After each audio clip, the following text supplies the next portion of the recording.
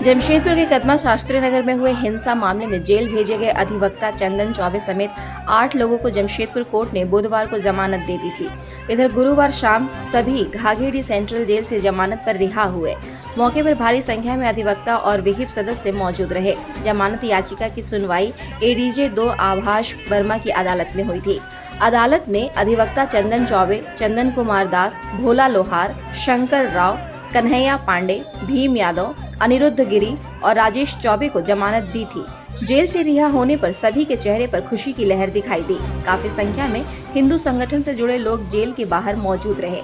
बता दें कि पिछले दिनों कदमा हिंसा मामले में एसएसपी को ज्ञापन सौंपे गए अधिवक्ता चंदन चौबे समेत 8 लोगों को पुलिस ने गिरफ्तार कर जेल भेज दिया था। इन सभी पर घटना में हिंसा को भड़काने का आरोप लगा था।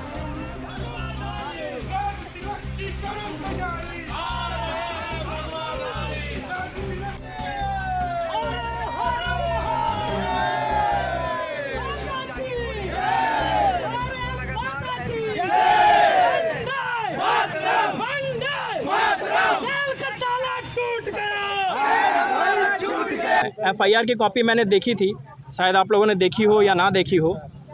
उसमें सीधे लिखा हुआ था कि शिव जटाधारी शिव मंदिर के पास 200 लोग खड़े हैं और 1000 लोग मस्जिद वाली गली से आ रहे हैं डंडा पत्थर और तलवार लेकर हमला करने के लिए, और पुलिस बल पे हमला किया और DSP पे भी हमला किया, हेडक्वार्टर 2 प्रकरण में SSP साहब के मतलब एकदम क्लियर रहा कि जो लोग 8 लोग गए हैं वो क्लियर हुए। और साहब अगर मेरी एक प्रार्थना रहेगी प्रभात सर से आएगा, वहाँ खड़े होकर सही से निर्णय ले रहा है। अभी उस प्रकरण के बाद तो SSP साहब ने लिया।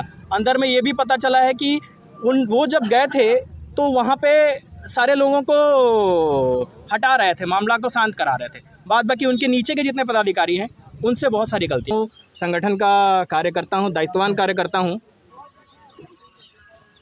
बहुत अच्छी तरीके से सबको जाना। जितने लोग अंदर आए हैं लगभग हमारे हिंदू पक्ष से सारे निर्दोष लोग अंदर आए हैं।